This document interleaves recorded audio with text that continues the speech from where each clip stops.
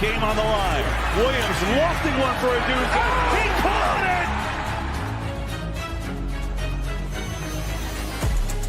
it! You're listening to the world's #1 football podcast. Now, here are your hosts, Ben Hanson, Matt Hartman, and Ryan Matthews.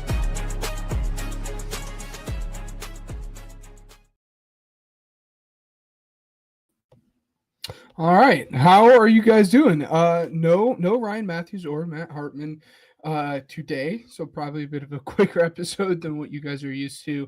Both guys are feeling a little sick, but we still wanted to bring you guys an episode. Again, it'll be a little bit different with it just being a single man show today. But again, we all thought it was important for us to at least pump out an episode for you guys. I hope everyone's Thanksgiving was fantastic. I know it was great for all of us, especially Ryan with his Bears sadly beating my Eagles. But I digress. Again, it was a great weekend spent with great guys, Ryan and Matt there. But we'll kind of just jump right into everything here. It's going to be your most typical show that you guys are used to, where we'll do injury notes here, and then we'll jump into what our games of the weeks are. I kind of get free reign of the games of the week at this point because it's just me, and then we'll get into mine and Ryan's prediction. We will let you guys know what Matt's prediction is, or I guess what his record was on next week's episode, but we'll still definitely count it despite not saying it here on this episode. And then, that's about it. I'll give you guys my pigskin payout. Won't be as fun without all three, but that is all right. And we'll jump right into a little bit of our injury report. Not a whole lot of stuff going around the NFL in terms of injury, which is good. We love to see that.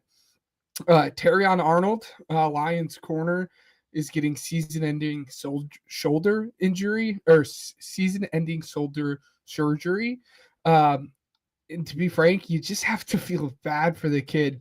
This is now back-to-back years with season-ending injuries, and he was kind of finding a little bit of his groove as the season has went on.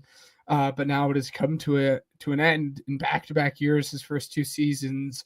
But if anyone's going to be able to bounce back from that 2 years in a row, it's going to be this kid. He has dog in him. Daniel Jones has a break in his tibia, not a broken tibia. There's definitely a difference. If he had a broken tibia, he would not be playing, but he has a break in his tibia. If you guys had watched the game this past weekend, you can see he's wearing this big old brace, but he's still going out there, which is saying a lot about how much they don't trust Anthony Richardson, especially with how tight this race is getting in the AFC South. But he's out there.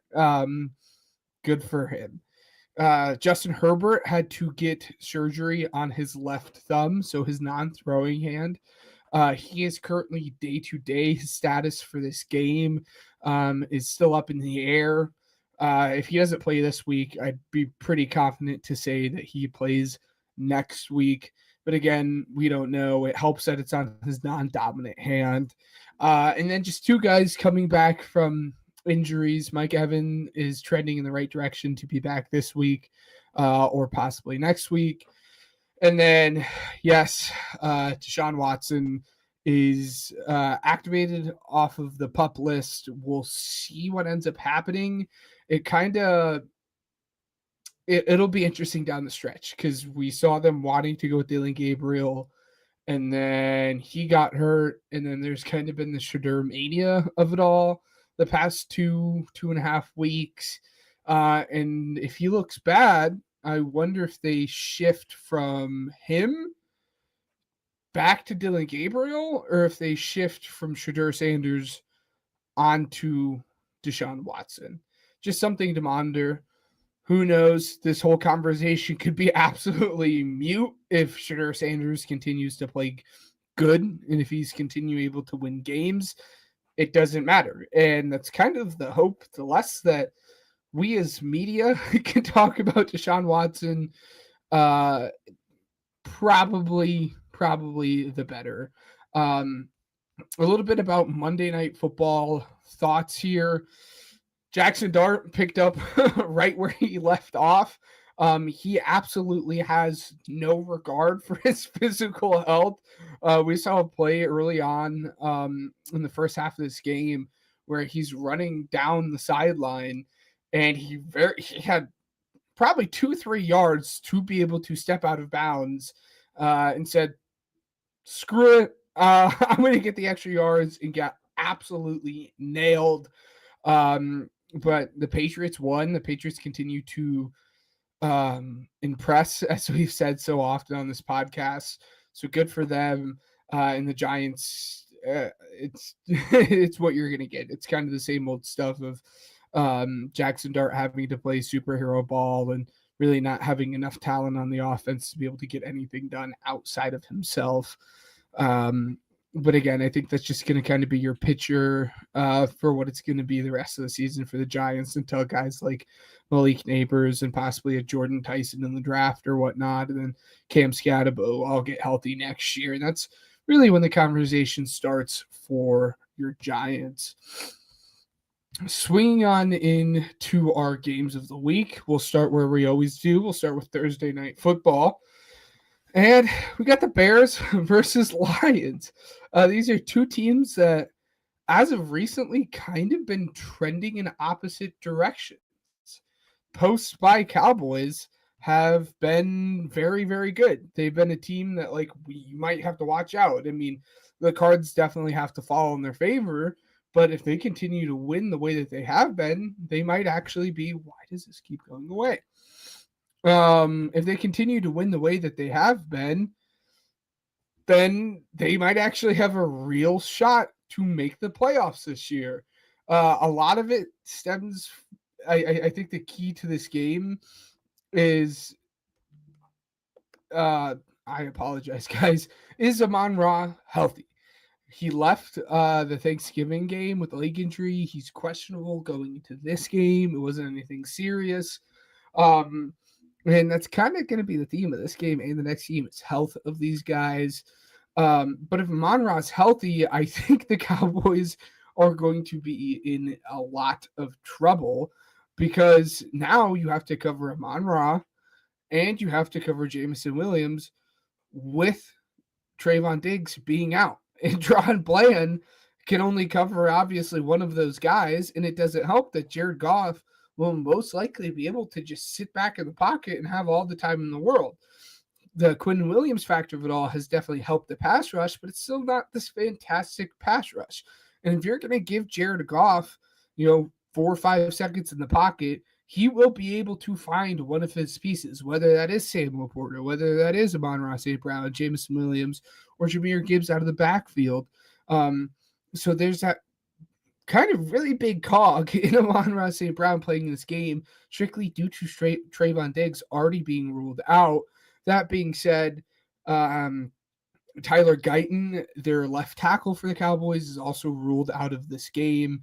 So it'll be interesting to see how the Lions line up in terms of getting pressure on the quarterback. And I think the smart thing would be is just put Aiden Hutchinson on whoever their backup left tackle is going to be and just let him go to town. I think it'd be really fun.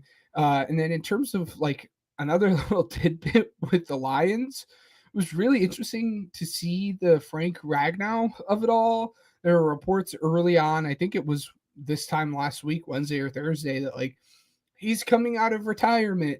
Like, yay, they finally are able to kind of stabilize this interior, this offensive line that has struggled so much.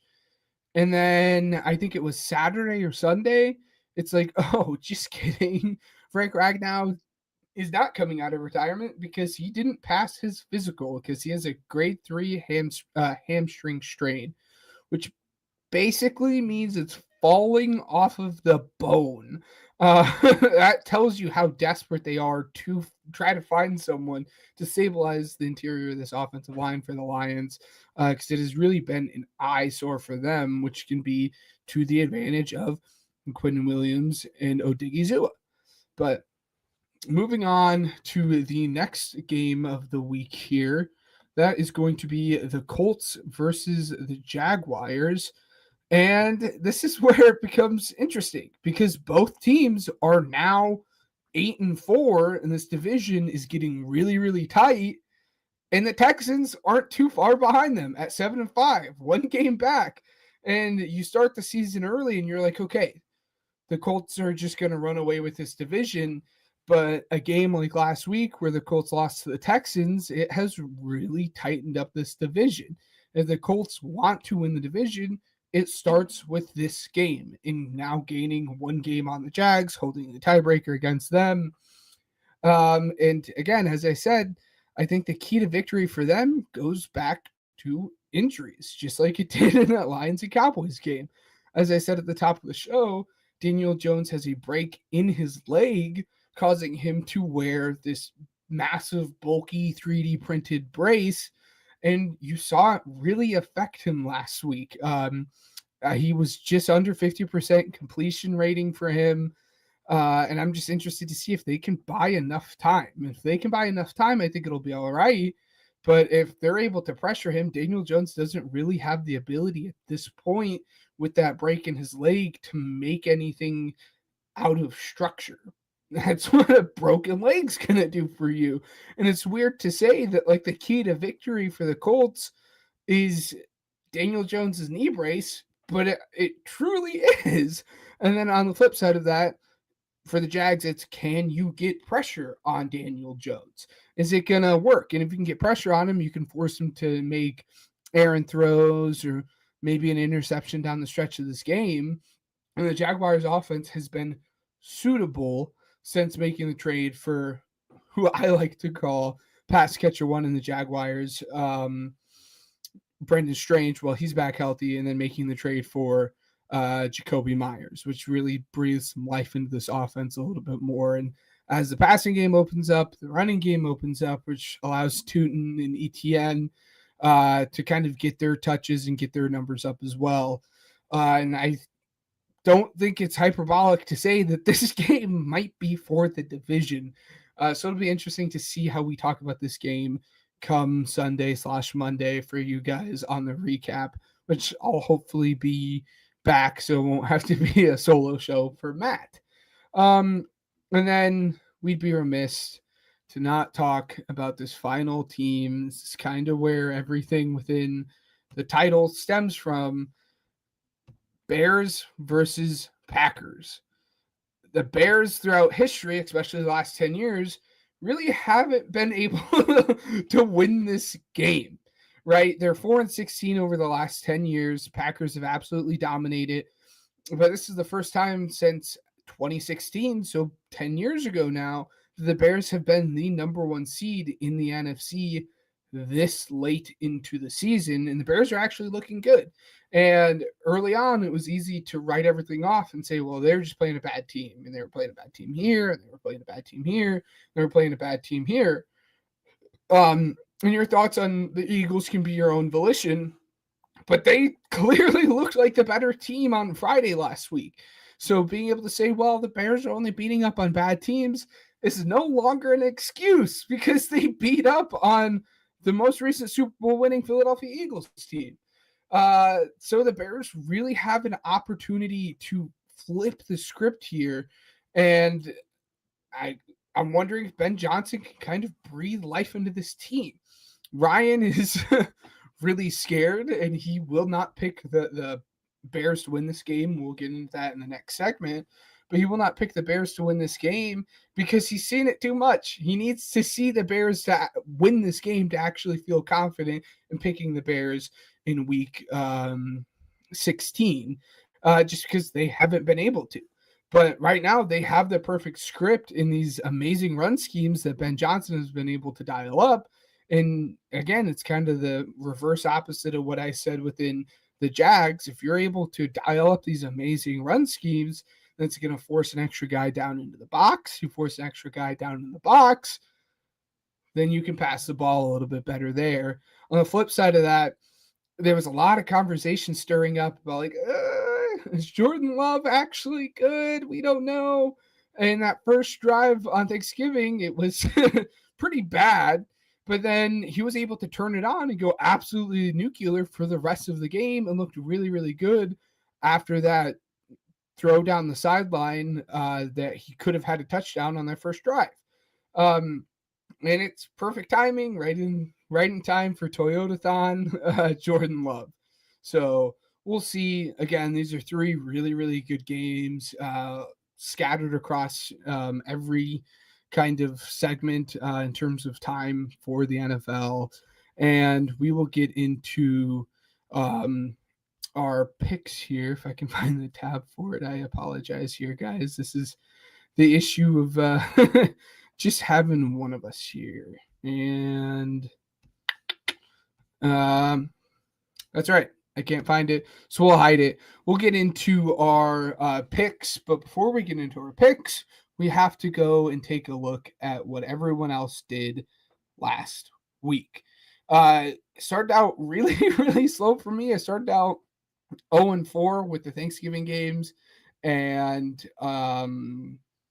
Friday, but then I picked it up. I had lost 2 games the rest of the week. We all went undefeated in the noon slate, which is fantastic for us.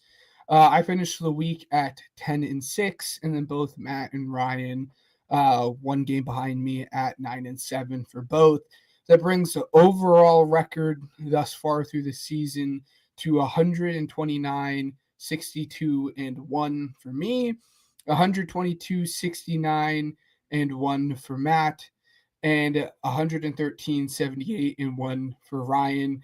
So Ryan is now 16 games back from the number 1 spot and is now 9 games back from Matt. And Matt is now 7 games back from me. Again, there's still 5 weeks of football left. We'll see if any of the guys can kind of chalk away and make a little bit of a difference here. But getting into what we actually pick for this week, again, we don't have Matt's picks just yet. He's feeling a little sick. But I do have my picks, and I do have Ryan's picks for you guys. Starting off Thursday night football, Cowboys versus Lions. This is our first split of the week. Matt would be our tiebreaker. I am going Lions. I cannot bring it to myself to admit that the Cowboys are actually a good team, as you can see with the flag behind me.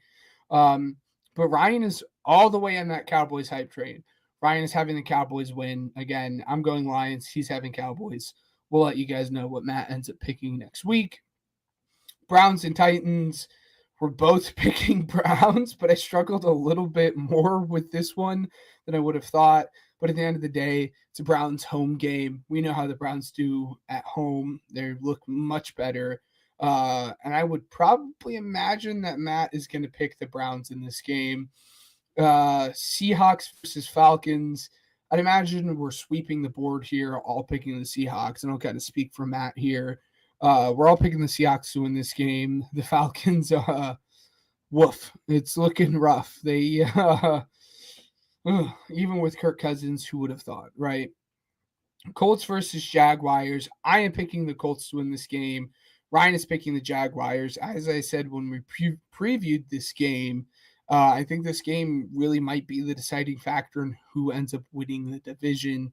I'd imagine Matt is picking the Colts. Again, I'm just kind of speaking for him here at this point.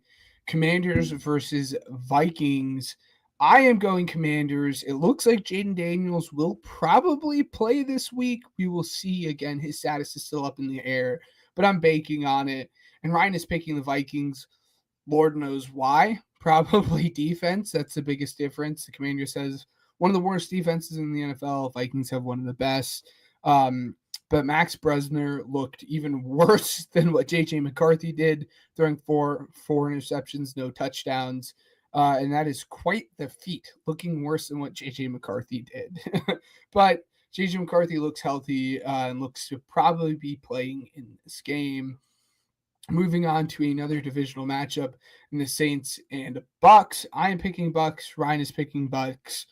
I would imagine Matt is probably picking the Bucks, but you never know with him and his Saints. Moving on to the Steelers and Ravens. Me and Ryan are both picking the Ravens to win this game. Again, I would imagine Matt would, but with the way that Lamar Jackson has looked over the last 4 weeks, you really never know. We're kind of waiting for him to find his previous form because he has not been able to tap into that since being back from injury. Broncos versus Raiders. Me and Ryan are picking Broncos, and again, I'd imagine Matt is picking the Broncos as well. I don't think at this point in the season anyone is picking the Raiders to win a football game. Rams versus Cardinals. Again, kind of the same stuff here. We're both picking Rams. I'd imagine the same for Matt. And then Bears versus Packers. This is where it gets interesting. I am picking the Packers. We all would have probably thought that Ryan would have learned from his lesson last week. For those who don't remember, Ryan picked the Eagles and was like, no, the Eagles are going to win. He ended up being pleasantly happy that the Bears won. And I thought for sure he was going to learn his lesson and pick the Bears. Nope, he hasn't learned yet. And again, it just goes back to him hating the Packers. And he really doesn't want to give them credit, but he says he has to give them credit where it is due.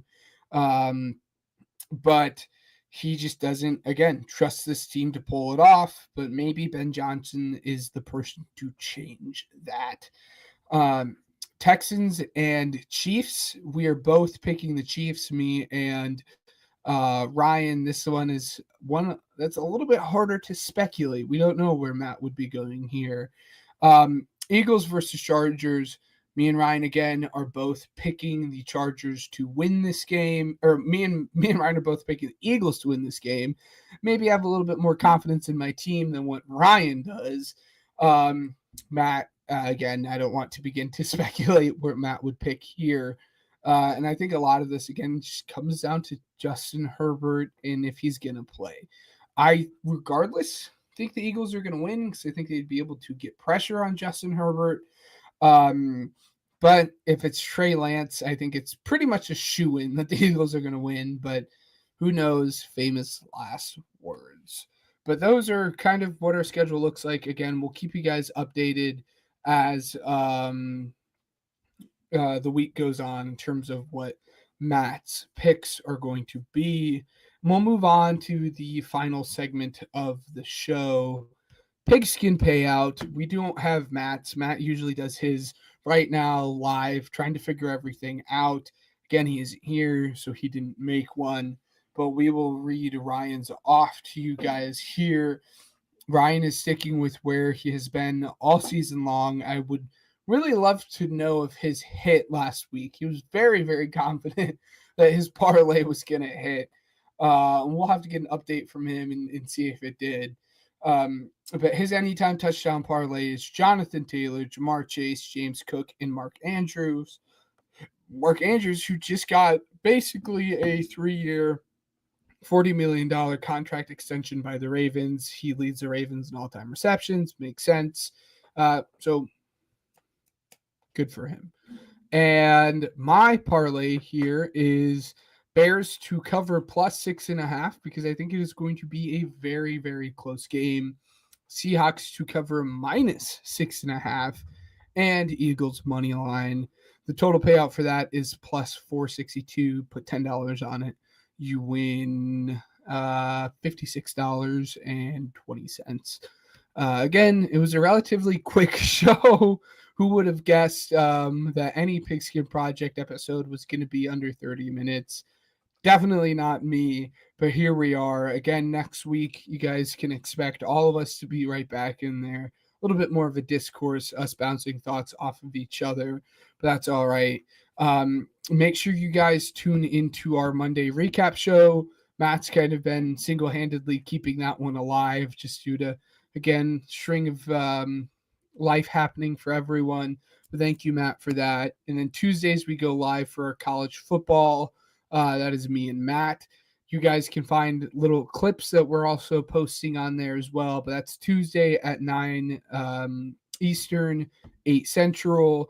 And then again, this each and every week, right around 9:30 Eastern, 8:30 Central, we'll be going live for this. A lot of college football. I would highly recommend that if you guys enjoy the stuff that we're putting out here for the pro show, you guys go and look at the college show there. And as always, we'd like to thank our sponsors in Regional Radio Sports, Spotify for podcasters, and Uppercuts Grooming. And all three of us will see you guys next week. You guys take care and have a good night.